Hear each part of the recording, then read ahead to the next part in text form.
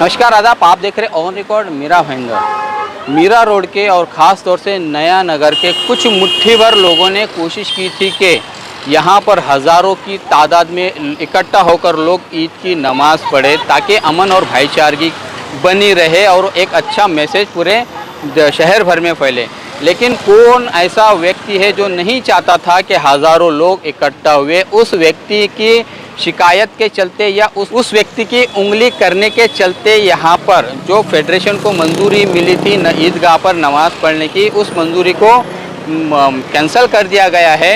इस फेडरेशन ने आज दिन भर काफ़ी कोशिशें की। एमएलए गीता जैन से मुलाकात की, एमएलए प्रताप सरनाइक से मुलाकात की, सभी ने इन्होंने केवल आश्वासन ही दिया है, ठोस नतीजा नहीं निकला है।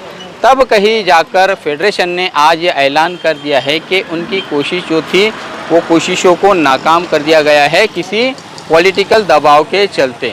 पुलिस ने लॉ एंड ऑर्डर की बात कही है कि इस वक्त तो जो देश भर के हालात बने हुए हैं, उन हालात को देखते हुए यहाँ पर मंजूरी देना जायज़ नहीं है, ठीक नहीं है। यही कारण बना कि जिसके चलते आज मीरा रोड के तमाम उलमाए कराम, तमाम मौलाना लोग नाराज़ है। वो कहीं ना कहीं ईद की नमाज़ की वो जो खुशियाँ उनमें फैली हुई थी, वो खुशियाँ पूरी तरह से उन खुशियों पर पानी फिर गया है। क्या हुआ है, आइए हम जानते हैं फेडरेशन के इन लोगों से, और किस तरह से वो अफसोस जाहिर कर रहे हैं कि उनके कोशिशों को किसी ने नाकाम कर दिया है। आइए हम उनसे सुनते हैं क्या कहना है उनका। ये मस्जिद मदरसा फेडरेशन की तरफ से हमने जो है मीरा भाईंदर में इज्तिमाई तौर पर ईद की नमाज़ अदा करने के लिए हमने परमिशन मांगा था बीएमसी से, और उसकी फ़ीस वगैरह भी हमने भर दी थी। बाकायदा परमिशन का लेटर भी हमारे पास आ चुका था।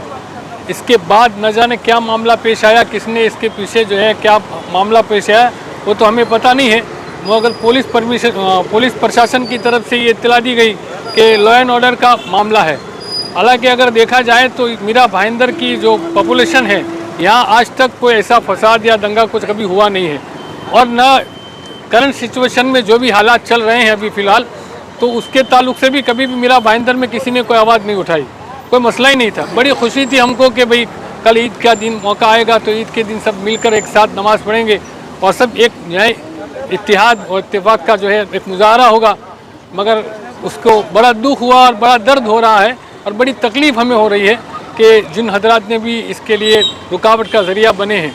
कोई बात नहीं, हम सब्र तो कर लेंगे, मगर हमको ये दुख ज़रूर रहेगा कि हमारे साथ इंसाफ का मामला नहीं हुआ है, हमें जो है तकलीफ़ पहुंची है, और उस तकलीफ़ का हम जो है इजहार भी करते हैं। और हम उन हमारे ईमान वाले भाइयों से भी जो है माजरत का है कि भाई हमने आप लोगों की खुशी के लिए पूरी कोशिश की थी फेडरेशन ने, मगर अल्लाह की मर्ज़ी नहीं होगी तो हमें परमिशन नहीं मिला, इसलिए हम जो है माजरत करते हैं।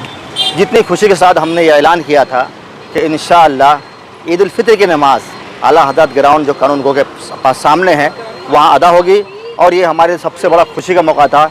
और हमने ये कहा था कि लॉकडाउन के बाद सबसे बड़ा गिफ्ट हमारे लिए है कि हम ईद की नमाज़ सब मिलकर माशाअल्लाह इस मैदान में अदा करने जा रहे हैं, जो हमारे नबी सल्लल्लाहु अलैहि वसल्लम की बेहतरीन सुन्नत है, जिसमें आप ने बहुत ज़ोर दिया है। लेकिन जितने खुशी के साथ हमने ये ऐलान किया था, उतने अफसोस के साथ हमको ये ऐलान करना पड़ रहा है कि आज हमारा परमिशन जो हमको मिला था बीएमसी से फ़ीस भरने के बाद और पुलिस चौकी से जो हमको परमिशन मिला था, वो आज रद्द कर दिया गया है। अफसोस के बाद जो लोग इसका सबब बने हैं, अल्लाह उनको ज़रूर देखेगा और दिखाएगा इंशाअल्लाह। क्यों? उन्होंने सारे मुसलमानों का दिल तोड़ा है और उनके दिल को पाश पाश और तार तार किया है। अल्लाह ताला उनको नहीं बख्शेगा, क्योंकि उन्होंने बहुत गलत काम किया है। अगर इस तरह का काम किया है तो हम बड़े अफसोस के साथ हमारे भाइयों से बड़े अफसोस के साथ भी और मुअद्दबाना गुजारिश करते हैं और माजरत खां हैं कि हम ये नमाज ईद यहाँ पर अदा नहीं कर पा रहे हैं इन तमाम सियासी हथकंडों और किसी और वजह से, जो आज हमारा ये परमिशन कैंसिल हुआ है। तो हम इसके साथ हम माजरत करते हैं हम तुम्हारे भाई और बहनों से कि हमने जिस तरह खुशी के साथ हमने आपसे ये ऐलान करके आपको खुशखबरी सुनाई थी कि इंशाल्लाह ये होने वाला है, लेकिन आज अफसोस कि नहीं हो पा रहा है। तो अल्लाह ताला हम सबको इंशाल्लाह इसका ज़रूर अजर देगा। हम डॉक्टर अजीमुद्दीन साहब हों या दूसरे तमाम लोग जिन्होंने बड़ी मेहनत से माशाल्लाह इसको सजाया था और रचाया बसाया था और मुकम्मल कोशिश की थी, अल्लाह ताला हम सबको इसका अजर दे। जिन्होंने कोशिश किया है अल्लाह ताला उनको कफ़र कतार तक पहुँचाए, उसके सज़ा दे, या जल्ला जैसा मामला उनके साथ निपटता है रब्बुल निपटे, जिन्होंने इस तरह की गंदी हरकत करके हम सब को एक असलम की बेहतरीन सुन्नत से महरूम कर दिया है। अल्लाह ताला हम सबको ज़्यादा खैर दे, अल्लाह ताला उनको अपना मामला पहुँचा दे। ईदगाह का जब तस्वुर आता है, सोच आता है, तो हमारे सामने सबसे पहली तस्वीर हुजूर पाक सरवर आलम सल्लल्लाहु अलैहि वसल्लम की ईदगाह आती है। वो ईदगाह जहाँ पर आप नमाज़ पढ़ते थे या जनाजे की नमाज़ पढ़ते थे। इससे ये होता है कि हम सब के सब एक जगह जमा हो जाते हैं और ये बहुत ही कम, चूँकि 2 साल से हमने इस तरह से मिलजुल कर नमाज़ पढ़ने से भी हम महरूम रहे। तभी जो इजाज़त मिली थी कि ईदगाह में नमाज़ पढ़ने की आला हज़रत ग्राउंड में इजाज़त मिल गई है, तो यहाँ की अक्सरियत बहुत खुश थी, बहुत ही खुश थे और हम सब लोगों के लिए बड़ा अच्छा था। और यहाँ की जो इंतज़ामिया है, जो लोग कोशिश कर रहे थे, डॉक्टर अज़ीमुद्दीन साहब और उनके साथी और हम सब लोग यहाँ पर जब ये मालूम पड़ा कि ईदगाह में नमाज होगी, अक्सरियत इसीलिए खुश थी, हम लोग भी खुश थे कि एक मुस्बत हम जो है ना, एक पॉजिटिव वहाँ पर एक पैगाम देंगे, मैसेज देंगे और इसका बहुत ही अच्छा असर पड़ेगा। लेकिन बहुत ही दुख, बहुत ही कलक और इज़्तिराब हुआ जब ये ख़बर आई कि परमिशन मिलकर फिर इसको रद्द कर दिया गया, तो मुझे बड़ा कलक हुआ। बस हम अल्लाह से दुआ करते हैं कि इतना बेहतरीन मौका था कि हम सबके लिए एक बेहतरीन मैसेज देते, इस मैसेज देने से हम महरूम हो गए। अल्लाह ताला इसका कोई नेमुल बदल अता फरमाएगा। अल्लाह हाफिज़। नहीं, देखिए, एक तो पहली बात तो मैं आपको ये बता दूं कि मीरा भाईंदर एक बहुत ही पुरसुकून जगह है और यहाँ पे पुलिस का वेल मैनेज्ड इंफ्रास्ट्रक्चर है, तो मीरा भाईंदर में कोई भी लॉ एंड ऑर्डर का प्रॉब्लम नहीं है। और मीरा रोड में जो मुसलमान भाई रहते हैं या और भी दूसरे कौम के लोग रहते हैं, काफ़ी पढ़े लिखे सुलझे हुए लोग रहते हैं, तो लॉ एंड ऑर्डर का तो 1% भी प्रॉब्लम नहीं है। दूसरी चीज़ है कि जो परमिशन मना कर दी गई है, दे के मना कर दी गई है, ये अच्छी बात नहीं है। ये कहीं ना कहीं नेगेटिव मैसेज फैलाती है, लोगों के बीच में नेगेटिव चीज़ें फैलाती है।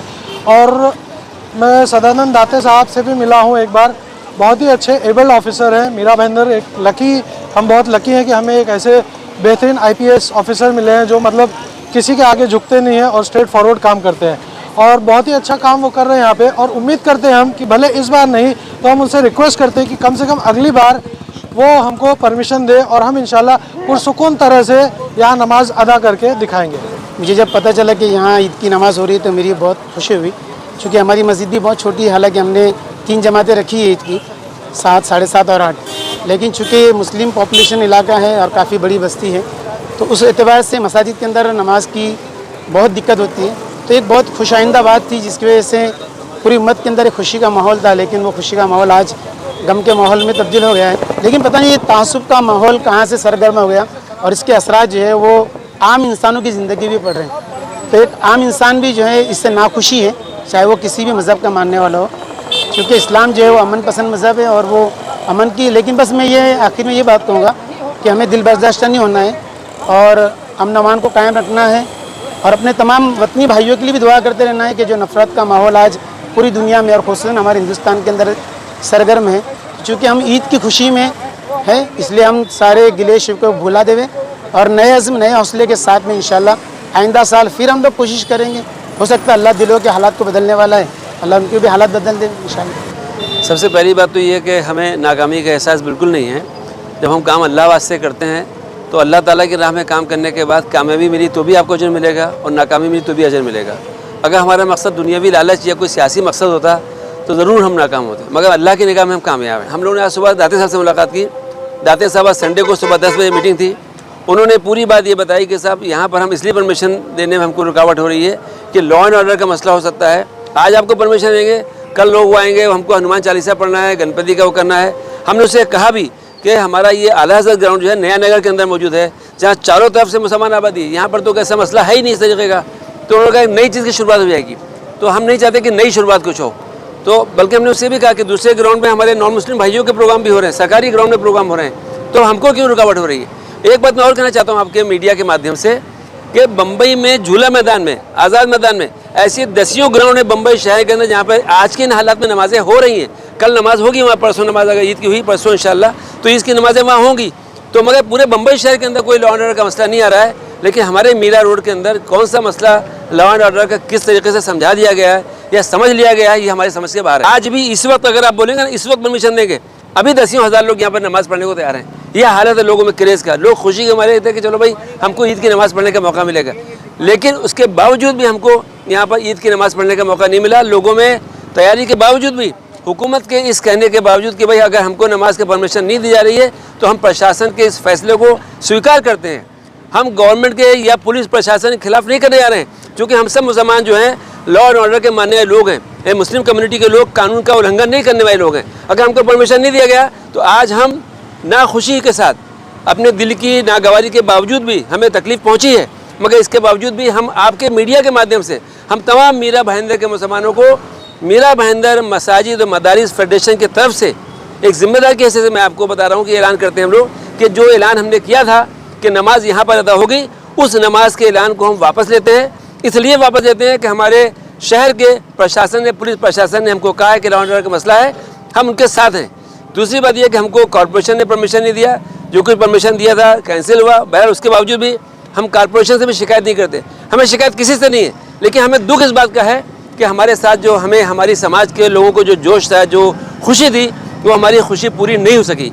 और हम इसके लिए हम बहरहाल उन लोगों से माजरत खा भी हैं कि जिन्होंने तैयारियाँ की रखी थी कि हम ईद की नमाज़ यहाँ पढ़ेंगे।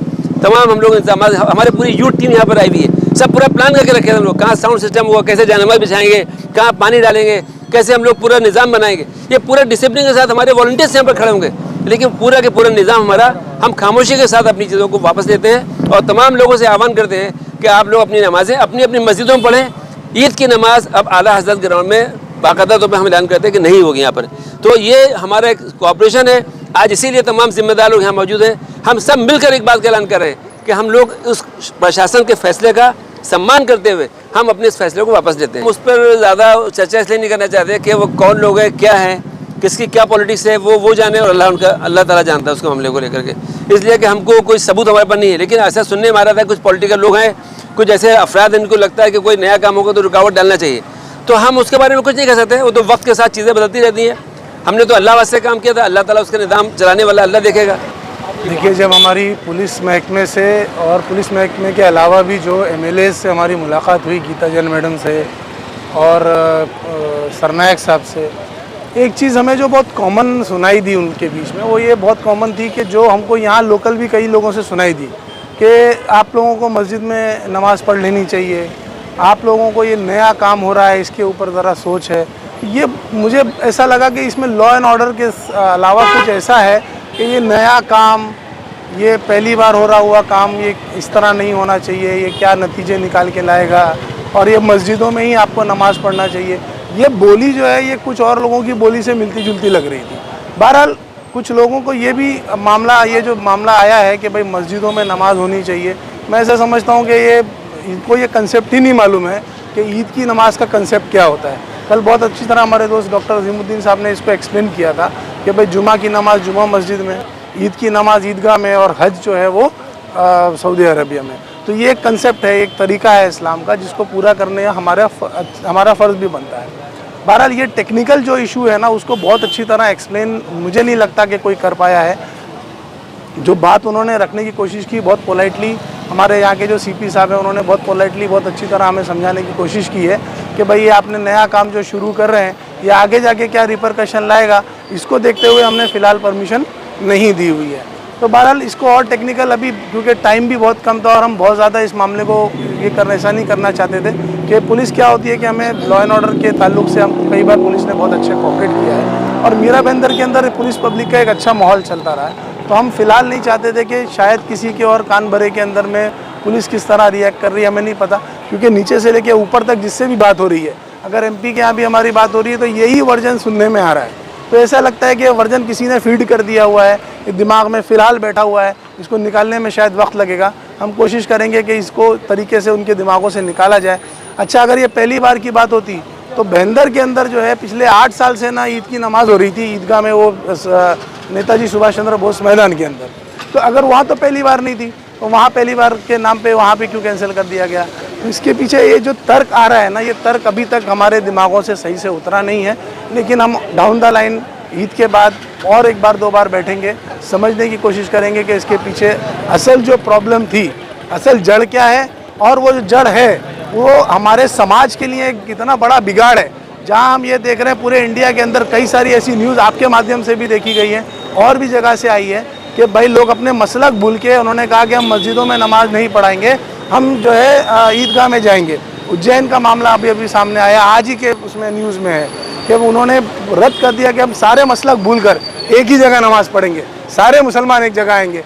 यहाँ यूनिटी की बात होती है तो इनको परेशानी हो जाती है, ये मुझे समझ में नहीं आता। पूरा देश अगर ये बोलता रहता है कि अब आपस में एक हो जाओ, आपस में एक हो जाओ, तो आपस में एक होने में किसको दिक्कत है? जिसको दिक्कत है उसको फिर हमें ये भी समझाना पड़ेगा कि ये एकता तुम रोक नहीं पाओगे। मुसलमान हो या हिंदू हो, हमारे भाई एक दूसरे से मिलते रहते हैं। हम इस तरह की जद्दोजहद करते रहेंगे। आपकी कितनी भी कोशिश हो, आप कितना भी चाहो बंटवारा करना, फिरके वाराना बंटवारा करना या धार्मिक बंटवारा करना, हम ये सब होने नहीं देंगे। जिन लोगों ने हमारा साथ दिया है, जो हमारे यहाँ के एमएलए हैं, यहाँ के एमपीज़ हैं, यहाँ हमारे कमिश्नर साहब हैं, हम उनके शुक्रगुजार हैं। छोटे बड़े लेवल पे भी जितने लोग उन्होंने हमारा साथ दिया, हम उनके बहुत शुक्रगुजार हैं। अफसोस के साथ ये प्रोग्राम हम आज ये ईद की नमाज कल परसों नहीं कर पा रहे हैं। इंशाल्लाह आगे की कोशिश करके हम इसको हल करेंगे। तो देखा आपने कि कितना अफसोस और नाराज़गी जता रहे हैं यहाँ के स्थानीय समाज सेवी संस्था के लोग, फेडरेशन के लोग और मौलाना लोग। आप देख सकते हैं यही वो आला हजरत ग्राउंड है जहाँ पर मीरा भाईंदर महानगर पालिका ने 3 दिन पहले परमिशन दिया था कि यहाँ पर ईद की नमाज़ पढ़ी जाए। बाकायदा फ़ीस भी ली गई थी महानगर पालिका ने। अब इस परमिशन को पुलिस के लॉ एंड ऑर्डर का मसला बताकर इस परमिशन को कैंसिल कर दिया गया है। इन फेडरेशन के लोगों ने बहुत कोशिशें की, सभी लोगों से मुलाकात की, लेकिन उन्हें एक ही जवाब आया है कि जो हालात इस वक्त मुल्क में बने हुए हैं उन हालात को देखते हुए यहाँ पर इजाज़त देना ठीक नहीं है। अब सवाल यहाँ पर ये और खड़ा होता है कि कौन ऐसा व्यक्ति है, कौन ऐसा पॉलिटिशियंस है जिसके दबाव में आकर या जिसके कहने में आकर पूरे प्रशासन ने इन लोगों को परमिशन नहीं दी या उन लोगों को परमिशन देने में रुकावटें पैदा की है।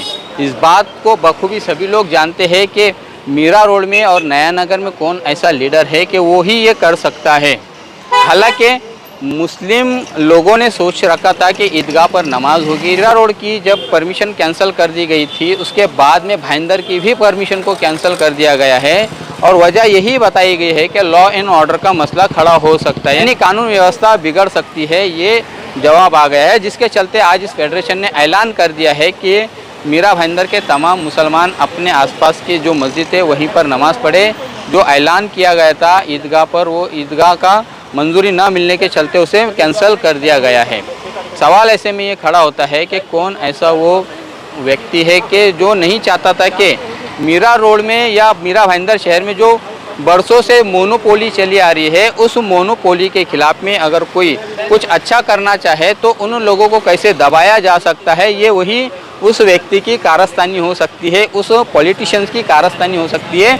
हर कोई इस बात को अच्छी तरह समझ सकता है और हम इस खबर के माध्यम से पूरे मीरा भाईंदर शहर के लोगों से अपील करना चाहेंगे कि जो हरकत या जो उंगली उस पॉलिटिशियन या जिस किसी का भी, अभी तक तो नाम सामने नहीं आया, लेकिन जिस किसी ने भी उंगली की है उस पॉलिटिशियन को आप जवाब दीजिएगा। आज से ठीक 6 महीने बाद जब चुनाव आएंगे और लोग आपके दरवाजे पर वोटों की भीख मांगने आएंगे, तब उनसे ये सवाल ज़रूर कीजिएगा कि ईदगाह पर नमाज़ पढ़ने की जो परमिशन को कैंसिल किया गया था वो किसके कहने पर किया गया था और आपने उस वक्त क्यों वो परमिशन को रेगुलाइज नहीं करने दिया।